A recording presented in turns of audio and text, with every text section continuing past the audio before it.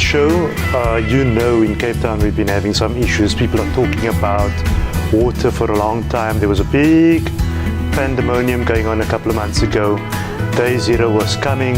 It was going to be Armageddon in Cape Town. The rest of the world was responding. I went off to Thailand after that, and people there said, oh, can we send some bottles of water home with you? Imagine that, people in Thailand saying that. So the man that I believe personally had the guts to say it as it is Adam Spires. And Adam is with me to tell me what his views are. But before that, one video that stood out for me was this one.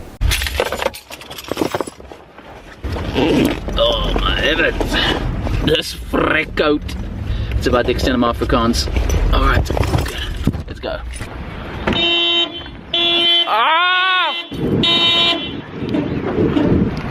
Crikey.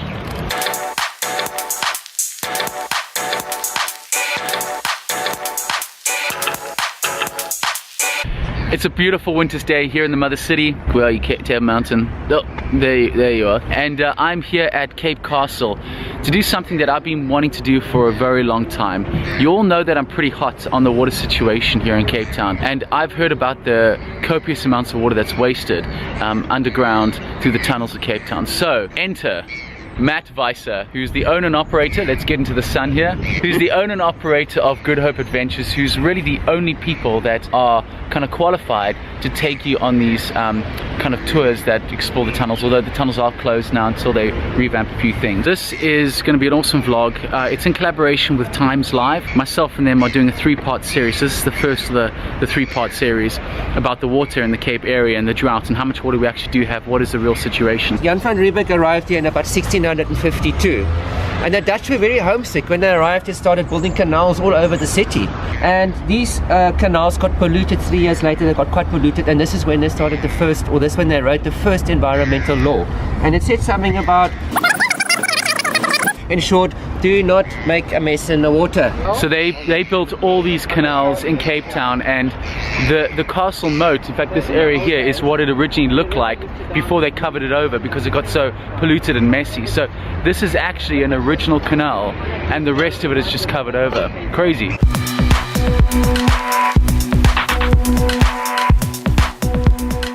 We're going around the side of the castle where it's not really the beaten path. Places that people don't really go, I think.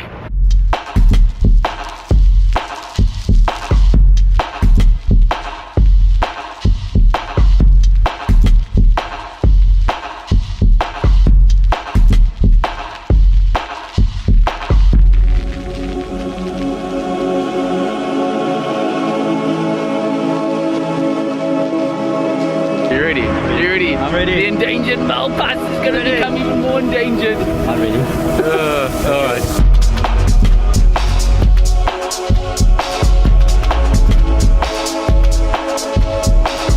Just be careful where you put your feet. There you go. Be careful, that thing is a bit rusted.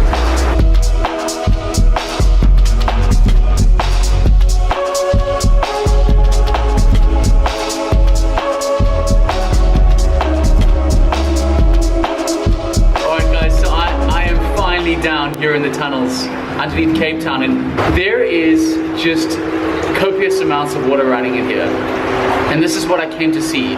This is normal. This is a normal amount of water that runs, maybe a little bit more because it rained over the weekend, right Matt? Yeah, a little bit more. The level was a little bit higher than usual. Yeah, so let's check it out quickly. Look at all that water. This is seriously amazing down here. You're just walking the tunnels, get underneath the castle. You can follow these tunnels all the way up. Sorry, I'm kind of walking like a frog because I don't want to get my feet wet. You can walk these tunnels all the way up to Deer Park. So about a kilometer and more, maybe even more up that way. And this was all just a river back in the day. And they just shut it up because people polluted it too much. Now it's really not massively polluted, and it's just fresh water running off into the ocean. Matt runs these tours, and what is it? The tour that he's doing right now is the water tour that runs from the castle up into the mountains, right? Yeah, that's correct. Yeah, we do the tour from during winter time. We do a tour basically from the Castle of Good Hope. We do a water tour in winter from here, but not inside the tunnels, but covering all the different canals that used to be around the city, all the way up to the company gardens. So if you guys are interested in doing that, go to goodhopeadventures.coza and you can book through there. Okay, I want to show you something that's pretty awesome that Matt was just telling us. Take a look at this. You see the dark brick? That's brick from England that was imported on a ship in 1830. The lighter brick is where they started building over the canal, and that's obviously South African brick. So English brick, South African brick. English brick, South African brick. And then they completed them in the 1870s. So it took 30 years for them to cover all the canals in Cape Town. And from then up until 1901, they were completely forgotten about. No one knew they existed until one day there was a massive explosion in Adley Street from some guys welding, and the tunnel had collected with gas, and a spark somehow blew the thing up, and they were like, oh wow, look at all these canals and tunnels underneath Cape Town. That's amazing. Matt, let me ask you, what is the average amount of water that's pumped into the ocean a day? In this tunnel, I would say 2.5 million liters of water per day, and if you times that by about, say, 15 to 20, because there are about 20 springs on this side of Table Mountain, and they all have that kind of flow rate. About 18 to 20 million liters per day that you could basically use for irrigation purposes or something else. So do the math, how much is that per year? Ooh. 18.5 times 365. Wow, that's almost 7 billion liters of water. Yeah. What, a year? A year. But it's just pumped out into the ocean. Well, it's flowing into and the wasted. ocean, yeah. And it's here already in a confined space that was built over 170 years ago. It's like it took us 150 years to regress. I thought we were supposed to progress, not regress. Yeah. So we're walking along Strand Street now. It's called Strand Street because this is where the beach was. That's correct. Yeah, so we are on the beach, and everything this way is land, and everything that way, backfilled land. We come across a little half door down there. He's got keys for it. Let's go take a look inside.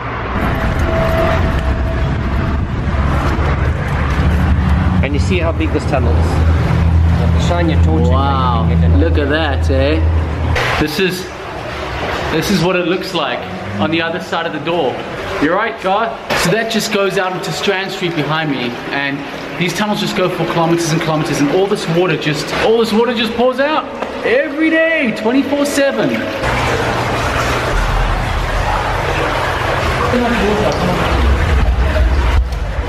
Well guys, that's kind of the end of this vlog, and if there's one point I want to make is that we have water in Cape Town. We have plenty of water, and the question I pose is, why aren't we using it? There surely has to be a good explanation for it, right? Write your comments below, tell me what you think. Why are we not using this water?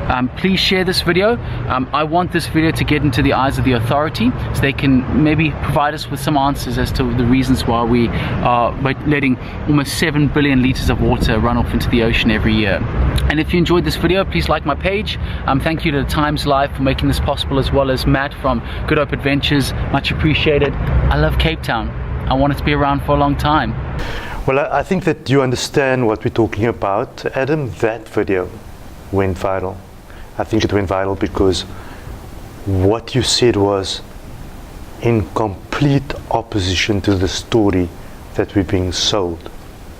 What made you go dig for water? Excuse the pun. Yeah. Well, you know, it's interesting because there's water. We have water here in Cape Town. But I just want to stop you there. Sorry, we didn't even start, but I'm stopping you. You're saying we have water. You've already in the first minute said that the story that we're hearing then is a bull dust story. Well, it's not. It's more about drinkable water and potable water. The government spends a lot of money. I remember when I was in primary school, standard 1. In fact, my mother did half the project, you know, because I was such a lazy kid. Well, I did this project on water management. And, you know, we went down to the rivers and we followed the rivers and we saw how they go into the plants and how they swish around. You know, you drive past them, you know, on the N2 and it stinks. And, you know, and how they take this absolute, like, sewage, disgusting, full of feces water, like, ugh, and they just make it into, like, drinkable water. It's a phenomenal process, and you know what, the city is actually really good at doing that. They got a very good process. We have very clean water coming out of our taps in comparison to many other third world countries. And what I saw is, I noticed that we have countless rivers all around the peninsula, and springs and aquifers and all sorts of weird and wonderful sources of water just pouring out into the ocean. And one of them was, you know, as we saw in that video, the springs that come off Table Mountain. And if we are going through so much effort to take water from our toilets and make it into drinkable water, why can't we just find some way to source the rivers that are going out into the ocean and source that into a way that we can do that, or the springs, and because every little bit helps. We were so panicked about this D-Day. It was complete pandemonium. But if you think about this, Adam, I mean, I think politics around the world, it is about taking shit water and turning that to clean water, literally and figuratively. And it is about taking clean water and turning it into shit. And I'm sorry to say that, but that is what it is. In the end of the day, the question I have for you is, do you believe that the problem was really that big or not? I believe that it was. I believe that the problem was that big. I believe that the problem, though, was that big because of lack of action. Now we can blame the government, which there's a massive portion of blame that just falls squarely on the government. Everyone knows that. But I'm always reluctant to blame the government because I don't want to be reliant on the government. I'm a bit of a libertarian, if that makes sense. I don't want to be reliant on the government. But we had warnings in reports years ago that this drought was going to happen. And nothing was done. Nothing was done. Nothing was done. The rain stopped falling. Things started happening. Our dams started drying up. So yes, there was very minimal rainfall. That's factual. Yeah, we're in a drought. That's factual. But we had time to prepare, in which we did not prepare. And then all of a sudden, it's panic, water stations, we're all going to die. We're all going to die. Next month is D-Day. And then all of a sudden, it's been pushed back to 2019. Oh. That's the part that I'm trying to understand, and that's one of the main reasons I asked you to come on the show. I'm trying to understand that it was set for this day, and it just gets put back. And I've been in Cape Town when the rains were here. Was that sufficient to make it go back that far? Well, I don't believe so. I mean, I think one of the reasons they gave was that people were using far less, and therefore that helped it push back. But at the same time, when they pushed it back, they said people were using far less. But just before that, they were saying we're not using, you know, we're still using too much. So there's a number of contradictions along the road that kind of make you think, was this really that bad? Personally, I believe it was, and I believe it still is. I believe it still is. But what I'm scared of is that we're being told now that there's a rug and they're just sweeping it under, going, oh, it's back 2019, don't stress, don't worry. Although they are saying, worry, use water sparingly. But when you push it back by a year, if we're still in trouble, then we're even in worse trouble.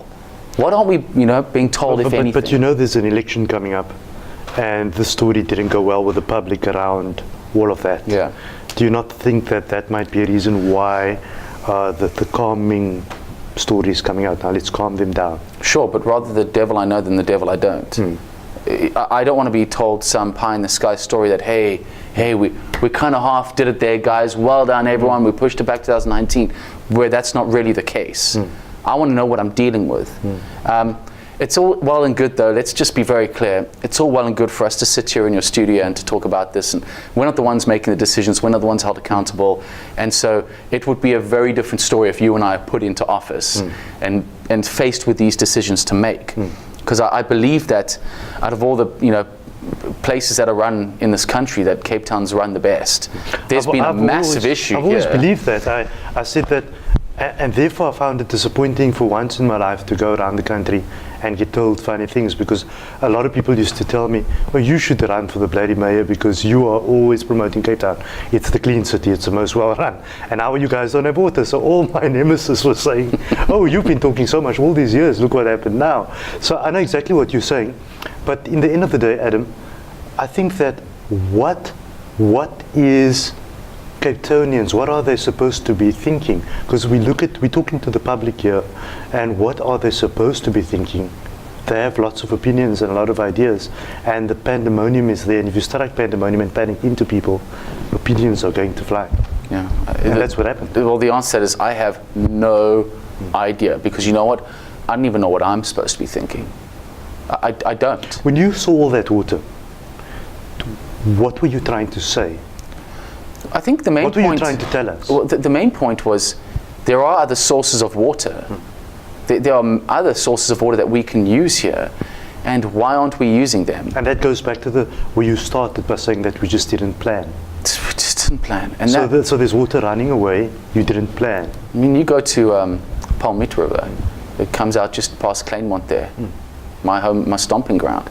There's just like millions of liters just pouring out into the ocean. First pours into a lagoon and then pours out into the ocean.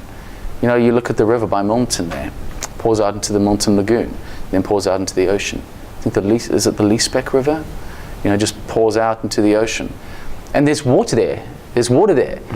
And so why aren't we using that? I know that's infrastructure, it's resources, but what is stopping us from using that fresh water, not drinkable, you know, fresh water, and turning it into potable water?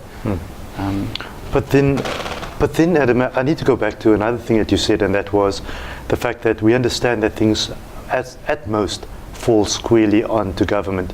But there's obviously a reason for that. We put you there to make sure that you take the decisions that's in our interest. You said that you're capable of taking those decisions to protect us, to plan, to forecast, to get the best engineers in 10 years before the time to say, lightning is going to strike, so get out of the way. That's what we put you there for. Now, do you not feel that that's where the accountability with citizens is sitting? They're saying, but you were supposed to look out for this years ago. Yeah.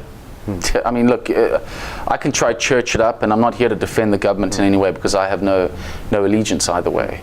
But yeah, you're right. I mean, it's a damning, and it's been terrible for the DA government.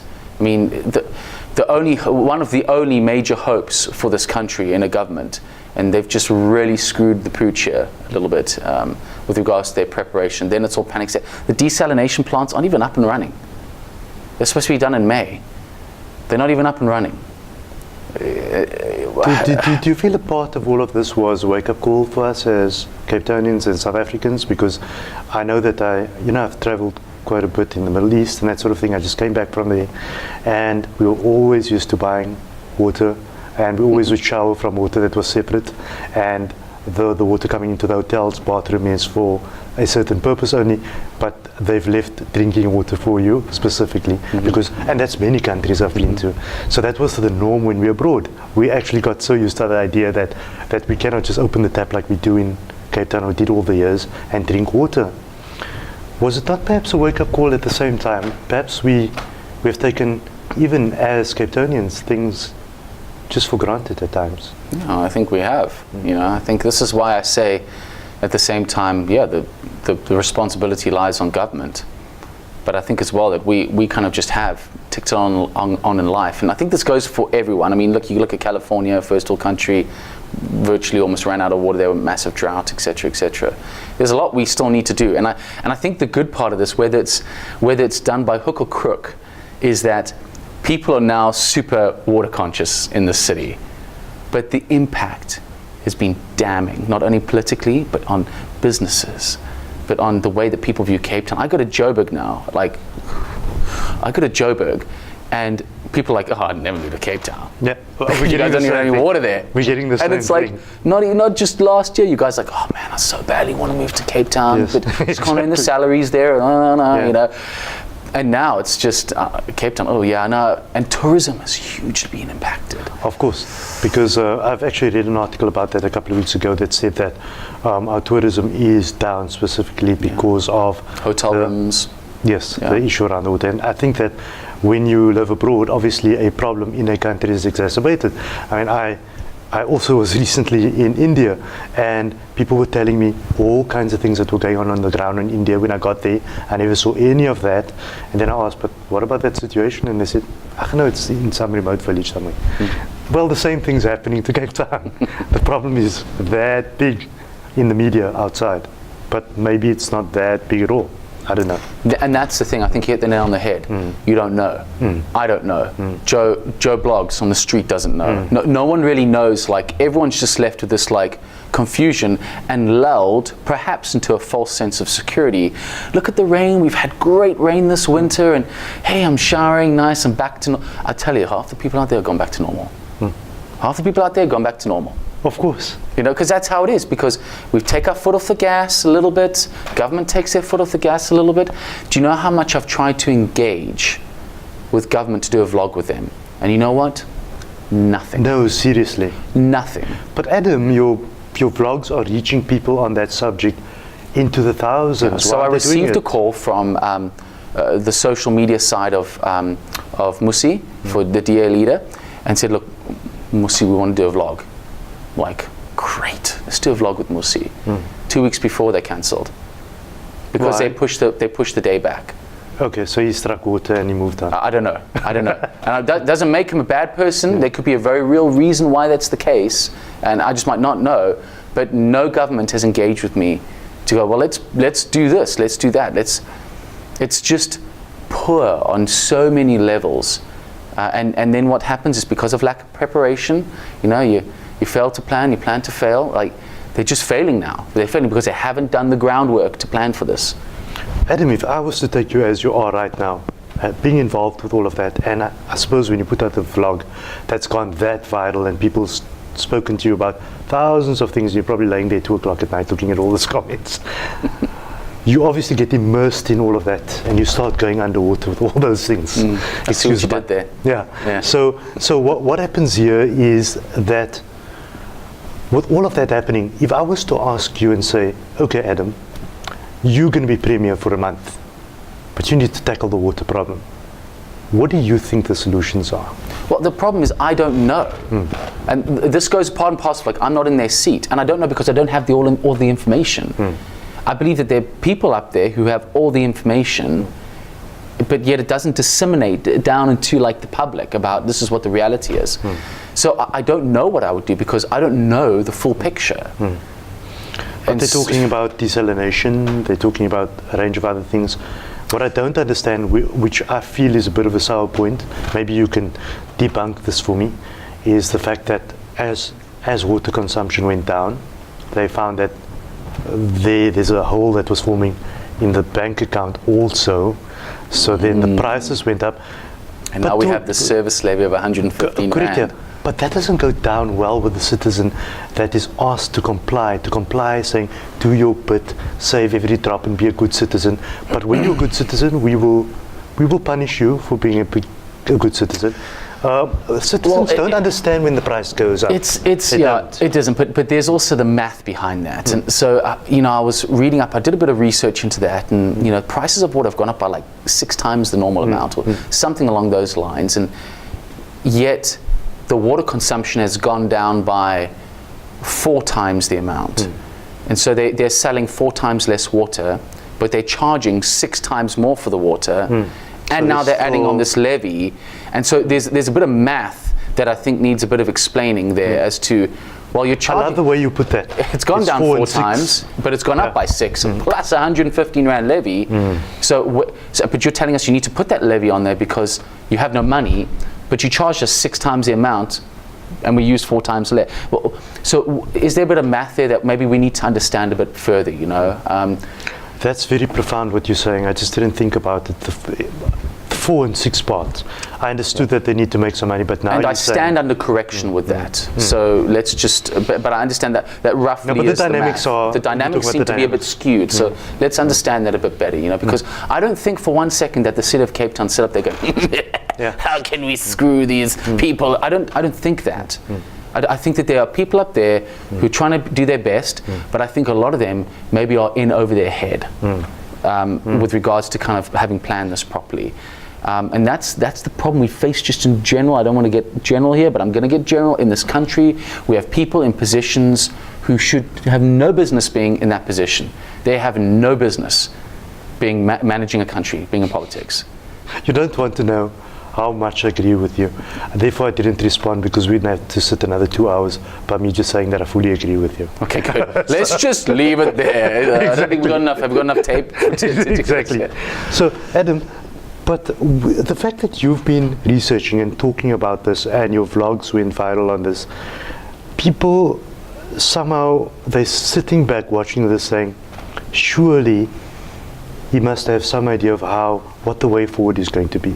He's been immersed in the topic for a while, more than most people. Most people have been collecting water bottles and finding water wells to go to and all kinds of things.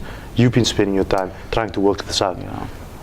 What's going to happen in your view? You've got a little crystal ball. We've got nothing. What's going to happen? So first and foremost, I think what the city of Cape Town are saying they want to do are the right things. They're trying to do a desalination plant. They're trying to tap into the aquifer responsibly, because the moment you take too much from the aquifer and the water table drops, you get sinkholes, you Correct. get the tide washing in and contaminating the entire ecosystem underneath there. They want to do, I think they want to dig out the dams a bit further, etc., make them bigger. And then they're promoting saving water. So they're doing the right things, but the problem is, I mean, I did a vlog on the borehole, and I showed the borehole. There was a huge borehole there, gushing with water. I went back there. Nothing. It's all gone. Oh, It's serious? just all tied up. Serious? Yeah. And I listened because normally what And they how do. deep was that one? I think it was like 50 meters. That's very deep. Yeah, or something, or 15. I can't remember. But normally, what they'll do is they'll put the borehole and they'll put a motor at the end. But Correct. you can always hear the motor going and sucking water. Yes. And I couldn't hear. And it's just all gone. And so they're doing the right things, but are they doing it? They're saying the right things, but are they actually doing it? And this desalination plant. So I think that they know what to do. But like we all know what to do with our lives. You know what to do with your life to be successful, but the hard thing is doing it.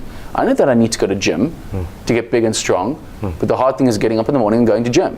And I think we're in a position maybe like that in where we know what we need to do with dams, aquifers, spring water, desalination, promoting conservation when it comes to water, but it's doing it. That is the tough one. So you don't believe at all that economy is a driving force behind all these issues? In what way? A lot of people have been saying things like, was this not a ploy to hike up prices? I don't believe any of that, but I'm asking you, because I do give the public credit at some point that we are dealing with the public. They will come up with ideas when things get thrown at them.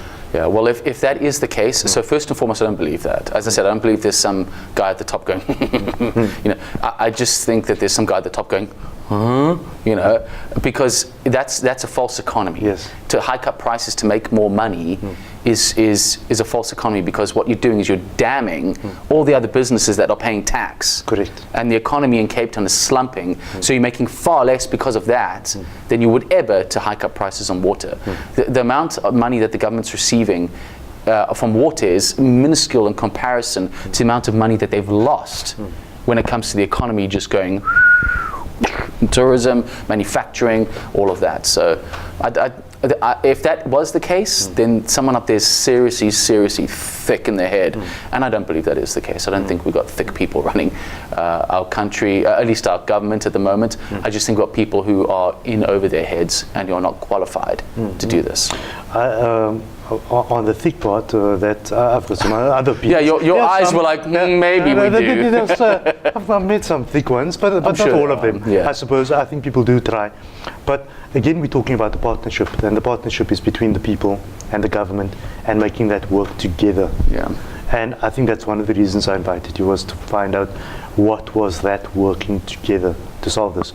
I want to go back to your home and dig a bit at your home. How are you managing? What are the things you've been doing? Because you've become like the water fairy at the moment. So people will be like looking up, oh, it's Adam Spires, we need to do the same thing, and be inspired by Adam Spires. Just use as much water as you can. Just shout for as long as you. No, don't do that. So I'm in a bit of a unique position where my actual home is in Hermanus. Okay. And we don't have the water restrictions in Hermanus that we do here. Okay. Because you know what? Hermanus, many years ago, prepared and dug boreholes, supplying 30% of all the water it needed through underground water. Oh. Yeah. Okay. So thanks Hermanus Municipality for doing that. That's great. Just ask them to email those blueprints. Please. Yeah, exactly. But you know, but during the week, I'm in Cape Town because I have my other means of employment here, and so no, I shower in a bucket. Really? Yeah, I still shower. Seriously? Yeah, I still shower in a bucket. Okay. You know, and I use that to flush the toilet. You know, we still gather all the water from the washing machine here in Cape Town and use that to flush. You know, it's just being smart and not just leaving taps running and type of thing. You know, we still follow the. But what I'm finding myself doing is I'm showering that little bit extra long. I'm showering just a little bit longer than I used to. Why? Because first of all, because I'm stupid enough to do that. So that's me. Okay, I need to take ownership over that. But I think what's lulling me into this false sense of security is we got rain, no one's really talking about the water crisis anymore. I'm not going to mention anybody's names. It's 2019 now. I'm not going to mention anyone's names. But I recently visited somebody that was doing all kinds of buckets to collect all kinds of things. And I visited this person last week, by default looking for something else. And I saw that those things are not in use anymore because day zero was gone. Yeah. So you're right about that. Yeah, but the election's still here. Of course. So you're really right about that. And we really need to start thinking about that. But then again, do you not think that this education process around environmental should start on the deeper levels and the earlier levels and make us more conscientized, not when there's an emergency to be reactionist, but to be actioning that and being proactive through our childhood, through school, through understanding environment. No, I was. You know, growing up in school, when we went on a school camp or whatever it might be, we were always taught, when you brush your teeth, turn the tap off. Don't leave it running.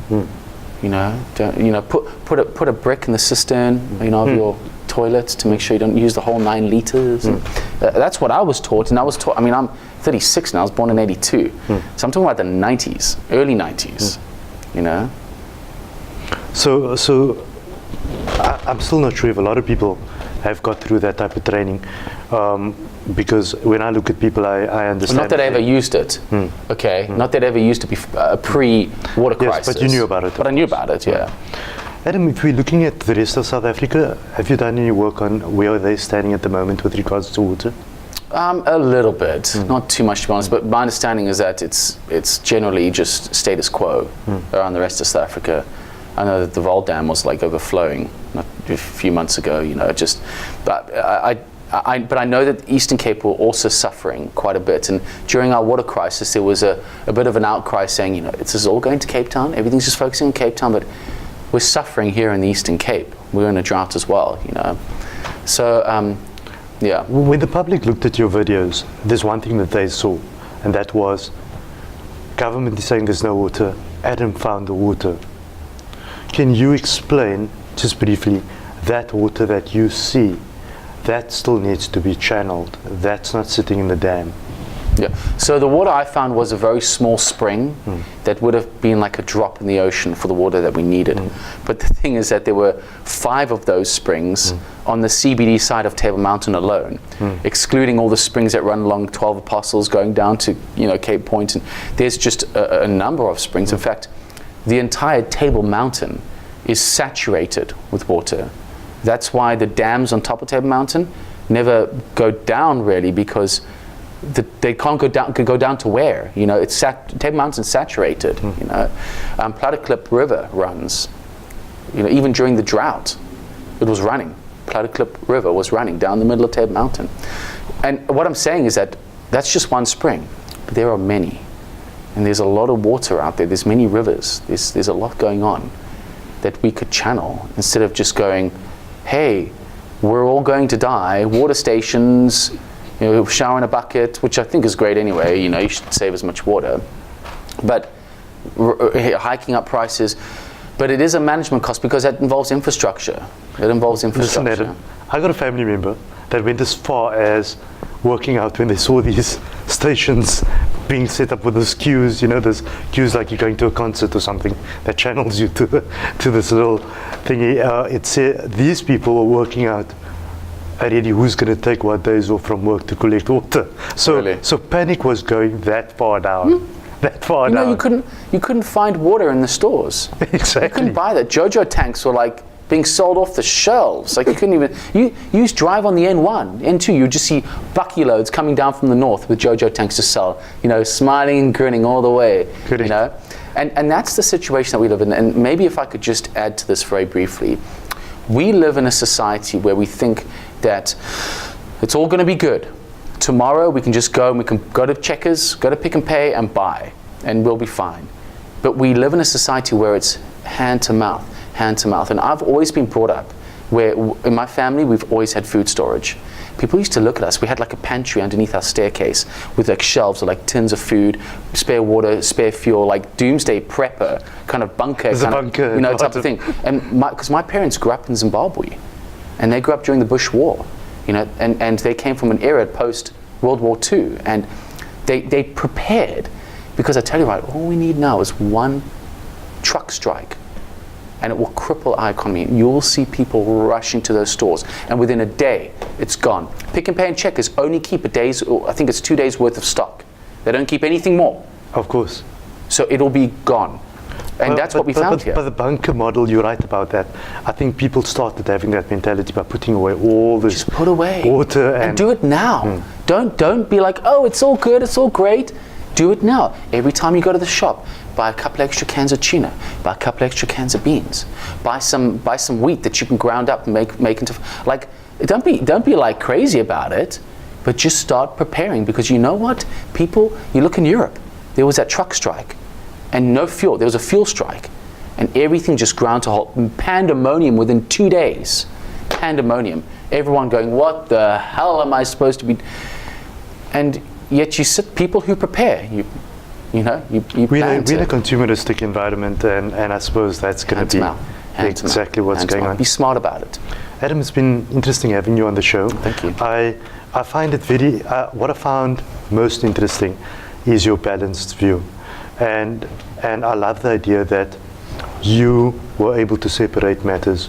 I think many people respond to things from an emotional perspective, and they say, oh, well, it's government and X, Y, Z, and whatever. And I get that. We're talking about the public. We're understanding their perceptions. But the balanced view, because a lot of people, when they look at your videos, they're probably sitting back thinking, this guy just nailed government.